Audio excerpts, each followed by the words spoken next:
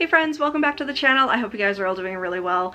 So I'm a bit late with this video because most people put their videos out in June because it was kind of halfway through the year, but I'm getting it done now. So a few weeks late, but we're still going to talk about the mid-year book Freakout tag and kind of talk about the books that I've already read during the year and the books that I'm really super excited for the second half of 2023. So this goes around every year on BookTube, so I hope you guys stick around and we can discuss my answers. So first up on the list, the best book that I've read so far in 2023, and we're going back to the classics, and that is The Exorcist. I raved about this book back when I did my unintentional month of religious horror. So I picked up this book and buddy read it with my friend Zach from Shadyside Library. And, you know, again, with a lot of classic horror, it's one of those things, you've seen the movie a million times, but it wasn't until 2023 that I picked up this book, and it's not only my favorite book of the year, but I think this has to be my favorite horror of all time. It just delves into so much more than what they went into in the movie itself, and so that was really surprising to me. It blew me away. I loved the story. I loved the explanation of trying to figure out like possession versus psychological disorders and the struggle for Father Karras, like with his crisis of faith and all of that sort of thing, and then of course the exorcisms themselves. I can't say enough good about this book. I know most people have read it, but I haven't read it until this year, and I'm so happy that I'm finally picking up some of these horror classics that, you know, and for the most part I've only ever seen the movies. So this one, if you haven't picked up The Exorcist yet because you think it's going to be exactly the same as the movie, definitely isn't, and I highly recommend picking this one up. Also, I'm super excited to read the second part of that story. I want to get to that before the end of the year as well. Next up is the best sequel that I read in 2023, and so far that is One Girl in All the World. So this is the sequel to In Every Generation by Kendara Blake, and if you don't know about this book series, which I'm sure you do if you watch my channel because I just rave about this series, it's a return to Sunnydale with the original Buffy characters, and we have some new Scoobies in town as well. So this follows Willow's daughter, and she is, because of course Willow is a witch, Frankie is a slayer witch, so she gets her slayer calling, and I love this book series. Like, Kendara Blake just hasn't gone wrong at all with this series. I was super apprehensive about picking up the first book, but also about picking up this one because I'm so protective over the Buffyverse, and I'm so worried that I'm gonna get disappointed along the way. But this, it delivered from cover to cover. I enjoyed it, I loved it, and I'm pretty sure, like, I know E.D. Lewis from E.D. Lewis Reviews has read it. I believe Kelsey from Slime and Slashers has read it.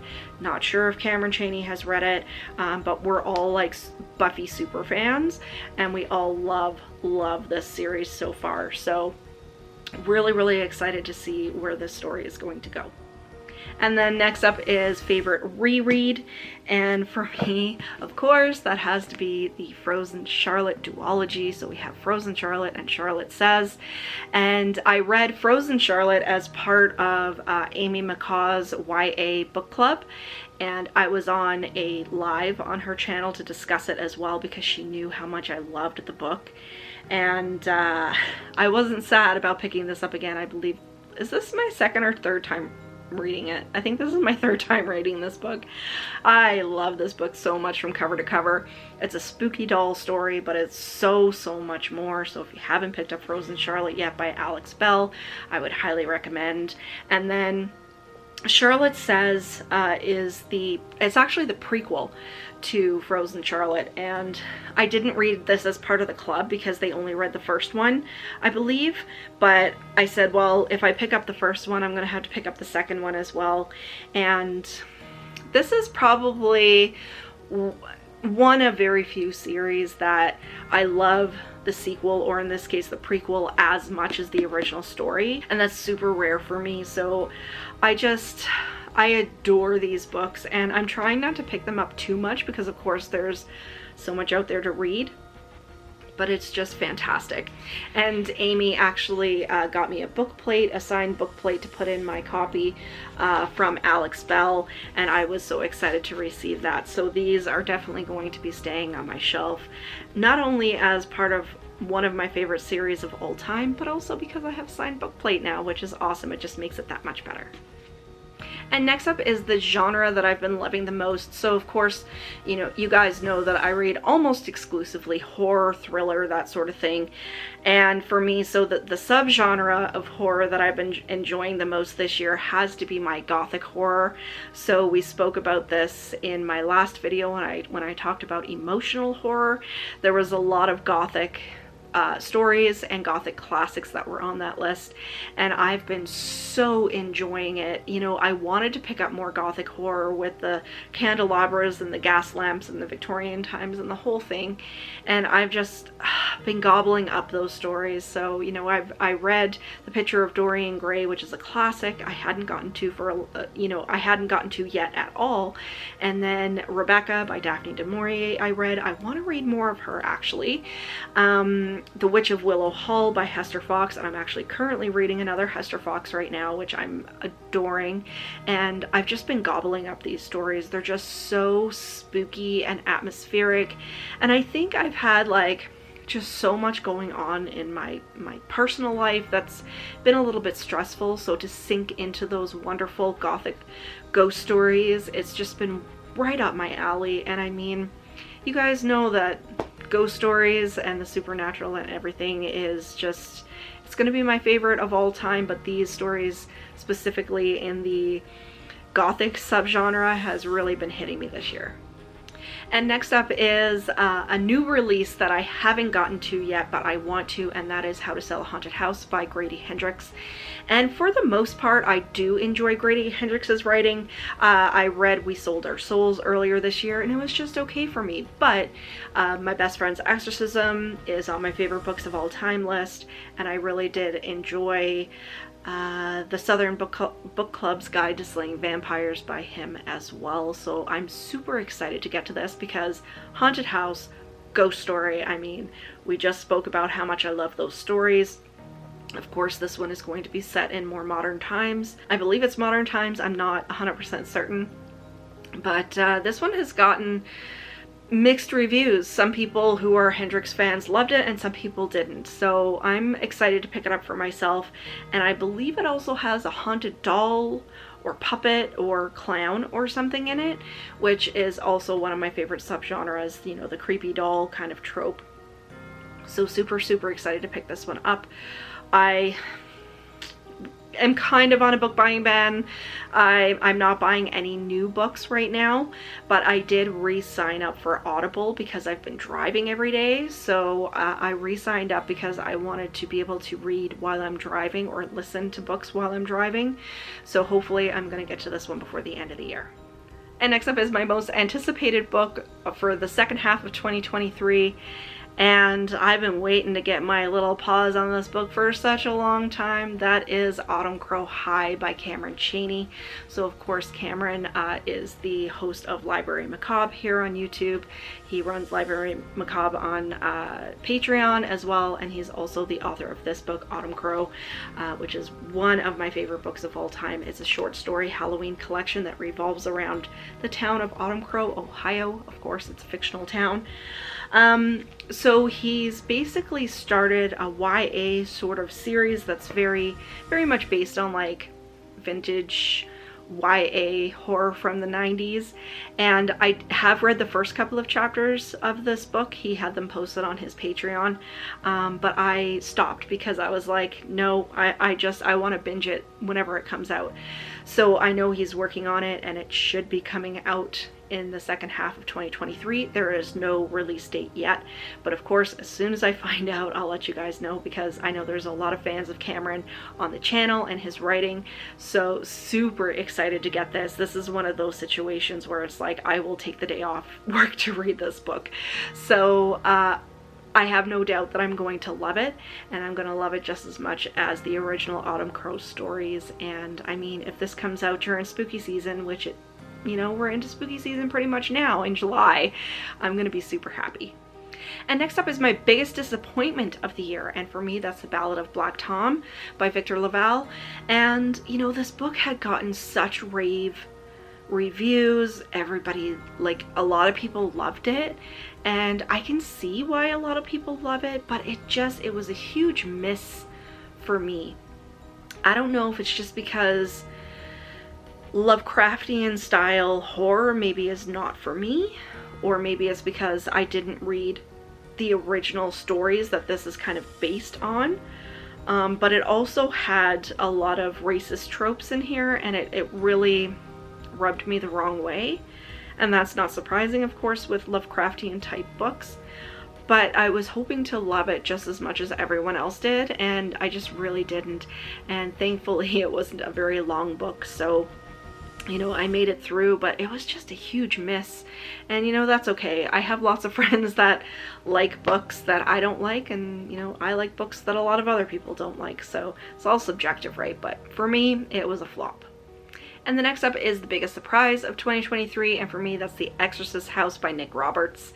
And this was one of those books, you know, I was expecting your normal exorcism story, your normal kind of haunted house story, and it was so much more than that. It had all of the wonderful kind of tropes from like haunted houses and exorcisms and all of this kind of stuff, and religious horror and everything. But the story did have new elements in it. I found it was a fast-paced, fast-moving, twisty-turny tale, and then we had different points of view that were going on that were not confusing whatsoever. So if you don't know anything about this book, basically this family moves into an old farmhouse that was owned by an old farmer who was rumored to be an exorcist, and this house is haunted. So the dad ends up finding a whole stack of journals and VHS tapes from this old farmer who had died, and this whole story starts to unravel. So like there's stuff going on with the dad, there's separate stuff going on with the mom who is unexpectedly pregnant, and then there's something unexpected going on with their, I believe she's 15 or 16-year-old daughter. And it was so good. I think I read this whole thing in, you know, a couple of days, and it was one of those things, as I was reading the book, I was like, I'm really enjoying this. I hope the ending is a bang-up ending, because sometimes the ending ends up falling flat and it ruins the whole book, and it didn't. This one might be on my favorites of 2023. I enjoyed it so much. So if you like religious horror, you like exorcism stories, definitely pick this one up. And next up is favorite new or new to me author, and that has to be Hester Fox. And I spoke about her in my last video and in this video and back in my Gothic horror reading challenge videos as well. This author is very quickly climbing her way up my favorite authors of all time list, not just of this year. I read The Witch of Willow Hall back in February, and I'm currently reading The Last Heir to Blackwood Library by her. So something I haven't talked about a whole lot yet is I've been in probably one of the worst reading slumps I've ever been in my entire life. And you know, this book is actually bringing me back to life, and her writing is bringing me back to life. So it's a book about books, it's a book about libraries, and it's just fantastic, and I love her writing style. It's, you know, it is Gothic, so it's atmospheric and it's kind of flowery, but not in an unnecessary way. She really has a good way of building atmosphere and really having you sink into that whole world, and you feel like you're really in part of the story. And I'm reading this, actually the last one and this one, I read both books on audiobook, and it really adds to that whole atmospheric Gothic sort of, you know, horror that you're looking for if you're reading that type of story. And it's really reviving me, and I'm hoping this is going to help bring me right out of that slump. So definitely excited to read more Hester Fox. I've got one on the shelf that I was supposed to read during the Gothic Hearts reading challenge that I still haven't gotten to, and I believe there's another one that I have on my Audible that I still haven't gotten to either, and I'm really super excited to read both of those. And next up is my newest favorite character, and you know, I had to kind of think about this a little bit, but I think the character that I read this year that I most resonated with was probably Kit from The Witch of Blackbird Pond, and I think it's probably because I really related to her strength and her feminism, and you know, her caring and how she interacts with people.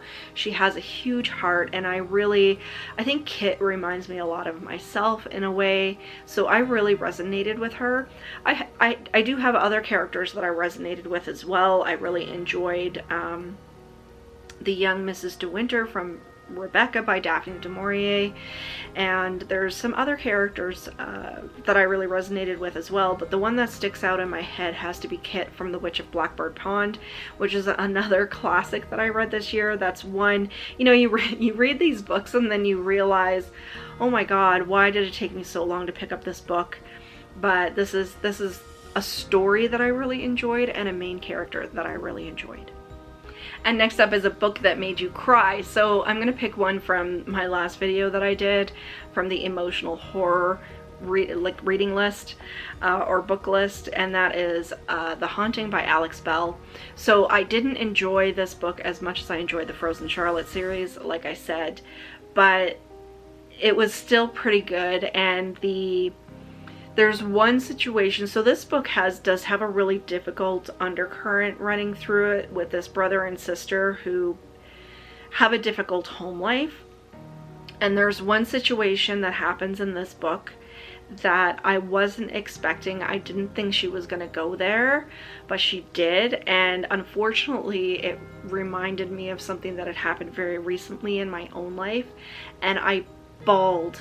I was full on like hiccuping sobs, and Matt was trying to console me because of what happened in this book, and it just hit me so hard. And I hate it when books go to that particular place, and this one did. And I flicked the book across the room and I cried my eyes out, and I don't think I picked up the book for a full week before I was finished. So you know, if you're gonna pick this one up, just know that there's some subject matter in here that's very difficult. So that one's definitely the saddest book that I've read this year. And next up is a book that made you happy. So unlike The Haunting, which just ripped my guts out, this is a series that made me very happy, and that is the Creepover series, which I've mentioned 500 times on this channel. So this is a middle grade series of spooky sleepover stories. So it's called You're Invited to a Creepover, but it's a sleepover of scary, you know, spooky stories.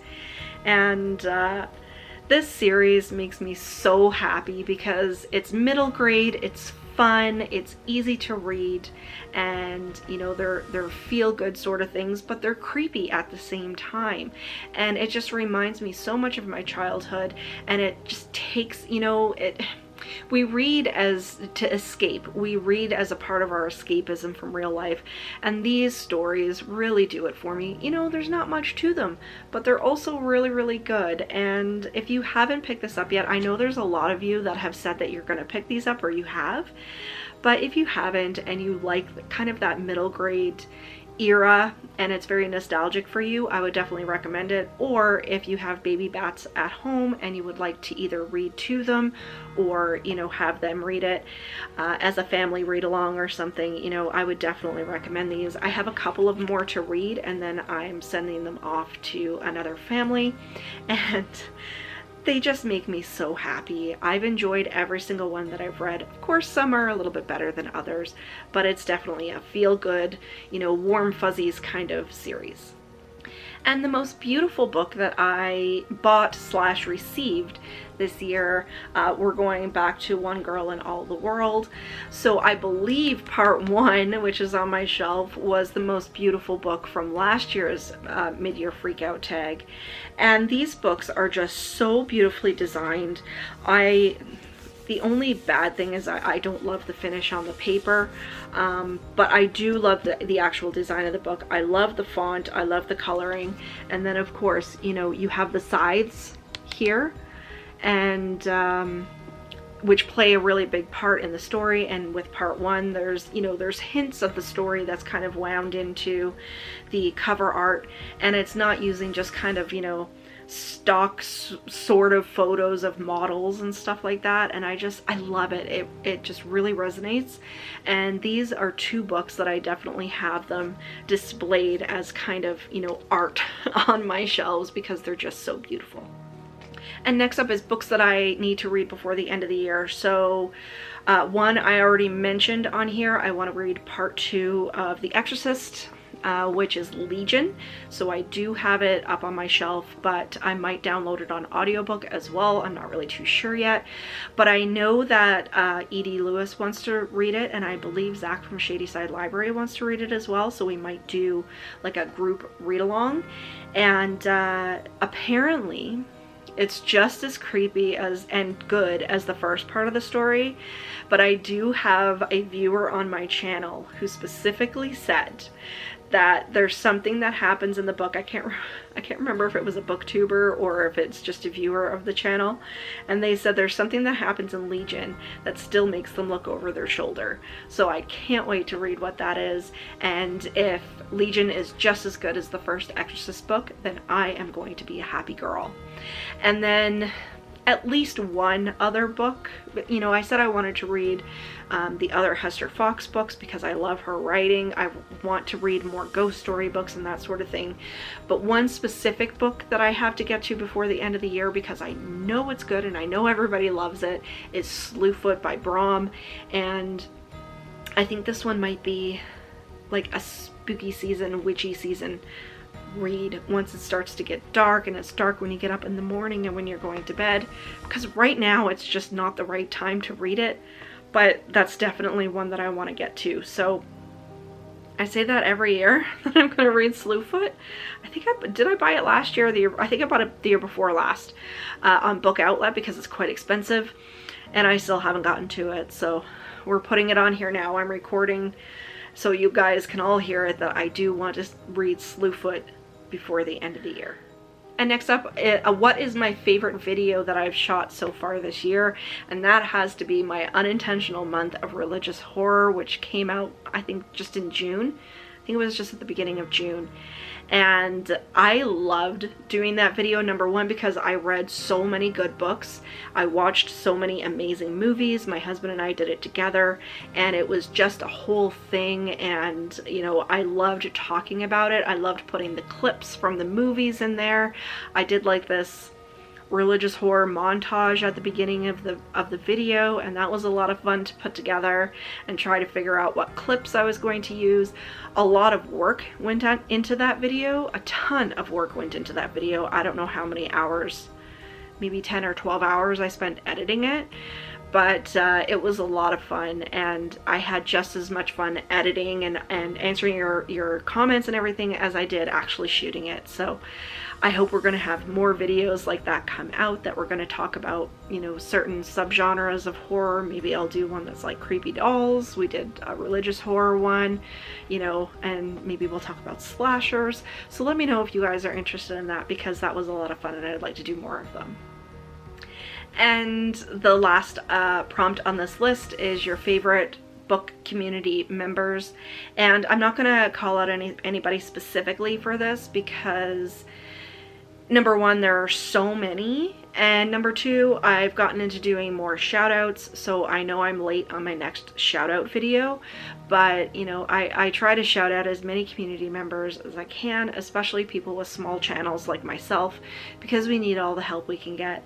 And I have to say that, you know, I love BookTube, but specifically like our little corner of BookTube with the horror fans, I've met so many genuine people here that I wouldn't consider just online friends, but like actual friends, and we talk all the time on Instagram and messaging, and you know, doing readathons together. I've been on a few lives, I've been on a few podcasts and reading sprints and the whole thing. I mean, this community is fantastic.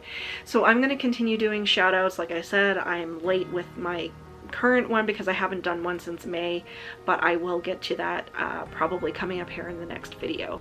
So if you guys are looking for more community members, just keep an eye out for those shout out videos. Hopefully I can give you guys some suggestions. So that's it for this year's mid-year Freakout tag. I have to say, just with being in a huge slump lately, I've been watching a lot of movies. We've been going out a lot more. We've been going out doing some road tripping and stuff like that, which has been great because, it's nice to get out and about. And then in my personal life, I had a huge setback, but also, a huge victory as well. So I've been dealing with a lot of that kind of thing. And, that kind of cuts into your reading a little bit, right? Plus it's the summer, and, I find that my reading does trail off during the summer a little bit, but hopefully we're going to get back on track here and still meet our goal of 75 books for this year. So I hope you guys enjoyed the video. If you did, give me a thumbs up and leave me a question or a comment down below because I love chatting with you. And until next time, stay spooky, everybody. Bye.